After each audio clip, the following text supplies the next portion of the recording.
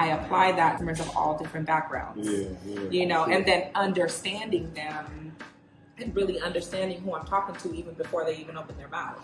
You know, it's communication is such an art. So if you can understand and embrace kind of emotional intelligence, and then not be emotional when someone is communicating to you in a way that you may not initially necessarily favor, but you're understanding that it's really not against you, it's really just kind of how they are, how they communicate. So how do you like it?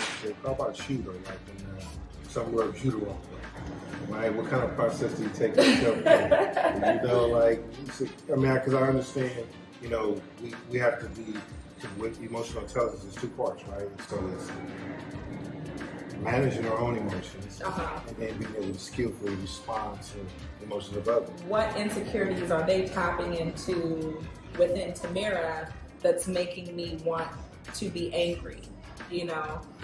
So kind of just understanding my own emotions, you know, and allowing people to be themselves, you know, and not wanting to change them so that I feel better about the way that they're communicating. That's on point with that one. Yeah.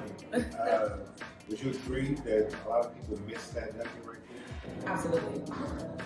Yeah, 100%. I mean, I think that's one of the major problems in the world. I mean, is miscommunication. Like what you said, that we're not allowing people to be themselves. I think that was key, because, you know, we talk about projection bias when it comes to emotional intelligence. And I ease people into it by saying, you know, the only reason why you ever really get bothered or angry with someone is because they've done something that you wouldn't do. Right? They said something and you probably wouldn't have said it like that, so it might rub you the wrong way.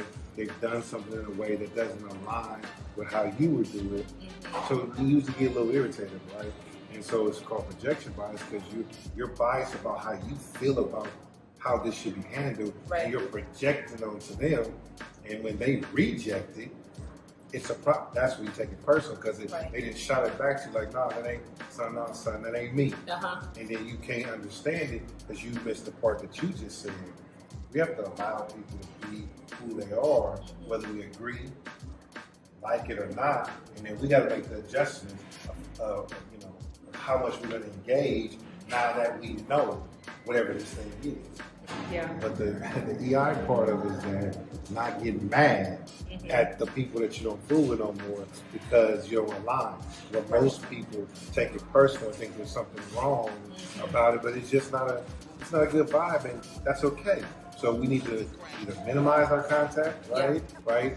Calculate our contact, or not at all, because the more we engage, since we're not on the same vibe, eventually we will see something different, depending on where you are at with this, right? That's how I think so many people fall out of you know, friendships and relationships so fast, because we don't want to accept people for who they are. So that was a negative within itself right there.